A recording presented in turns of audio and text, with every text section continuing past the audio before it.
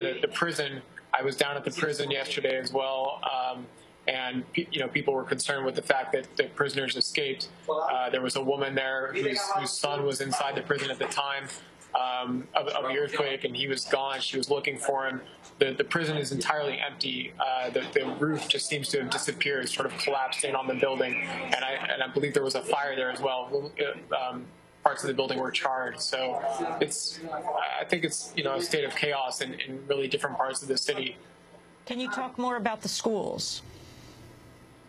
Yeah, I think some schools actually let out just before the earthquake, but many of them didn't.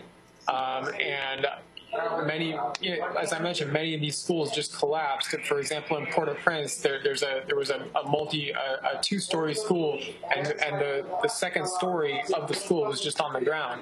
And I talked to people there, and many of the children were just immediately crushed. So it's an extremely sad situation. You have mothers outside of these schools that I saw just screaming and crying about their children who were dead. And the airport, is it open for air traffic coming in now, or is it still closed? I can't confirm that one. I have not been down to the airport. I'm actually, I think, going to be going down there in a little bit. I don't know what the status is there. And the sense of the number of people who have died, although, of course, it's impossible to figure this out at this point. And we had reports of the Archbishop dead, the head of the UN mission dead, the head of the U.S. mission dead. Of course, you usually hear about foreigners as people aren't able to reach them. But what is your sense on the ground, Ansel Herz, in Haiti? Yeah, I spoke to, I think, one of your producers last night, and at the time I felt like at least 100,000 was a fair estimate of the number of deaths. There's so many bodies in the street and houses that collapse and buildings, and I think for each building you probably have a dozen or 2 dozen people who have died. So I felt like 100,000 might be a fair estimate.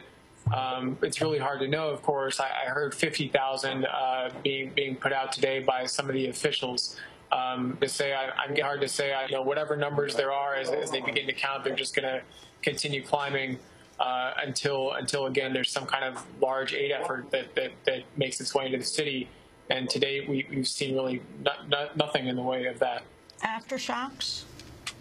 Yeah, there were aftershocks last night, just a few. It's really kind of been eerie and scary in a way, because at midnight, after the earthquake, initially the aftershocks seemed to stop, and I didn't feel any aftershocks basically all day yesterday until sort of late in the afternoon, and they just kind of came suddenly here and there, and so it's just hard to know, if there's more. When is it going to stop? It's a tough question.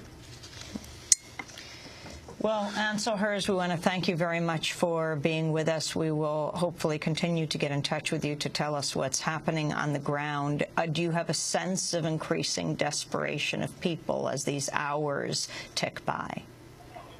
I do. I think that people are sort of waiting. That's just the sense that I got, that they don't have options. They don't know what they can do besides wait, because the Haitian government is so weak. The peacekeepers here, who have provided a lot of the logistical support for different infrastructure over the past 5-6 years, they're occupied with a lot of their own personnel who are died or buried beneath rubble.